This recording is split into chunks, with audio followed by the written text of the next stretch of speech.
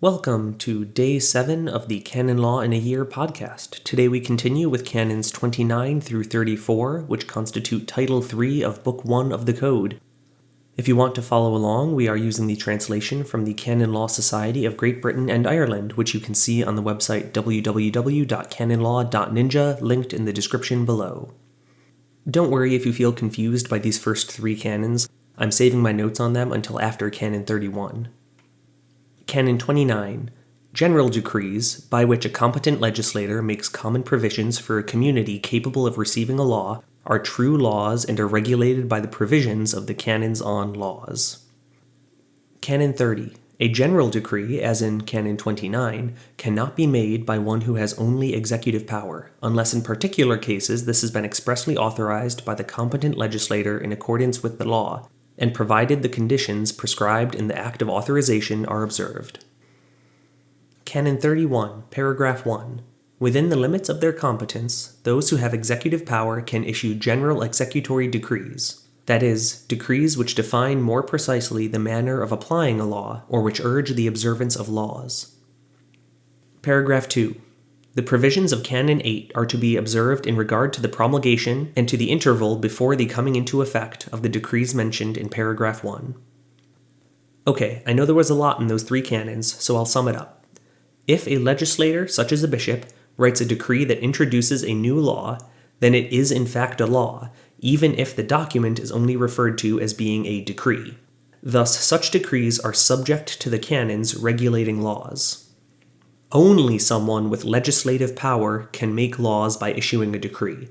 If someone has only executive power, their decrees can guide the application of a law, but cannot introduce new laws themselves. Canon 32. General executory decrees which define the manner of application or urge the observance of laws bind those who are bound by the laws. So, if you are subject to a law, then you are also subject to the decrees defining how to follow the law. Canon 33. General executory decrees, even if published in directories or other such documents, do not derogate from the law, and any of their provisions which are contrary to the law have no force. Simply put, a decree cannot override the law. Continuing Canon 33. These decrees cease to have force by explicit or implicit revocation by the competent authority, and by the cessation of the law for whose execution they were issued. They do not cease on the expiry of the authority of the person who issued them, unless the contrary is expressly provided. Canon 34. Instructions, namely which set out the provisions of a law and develop the manner in which it is to be put into effect, are given for the benefit of those whose duty it is to execute the law, and they bind them in executing the law. Those who have executive power may, within the limits of their competence, lawfully publish such instructions. An instruction is basically a guide for how a law should be executed or carried out. Continuing Canon 34. The regulations of an instruction do not derogate from the law, and if there are any which cannot be reconciled with the provisions of the law, they have no force. Instructions cease to have force not only by explicit or implicit revocation by the competent authority who published them, or by that authority's superior, but also by the cessation of the law which they were designed to set out and execute. Like with decrees, an instruction cannot override the law itself, so if an instruction is contrary to the law, it is not binding.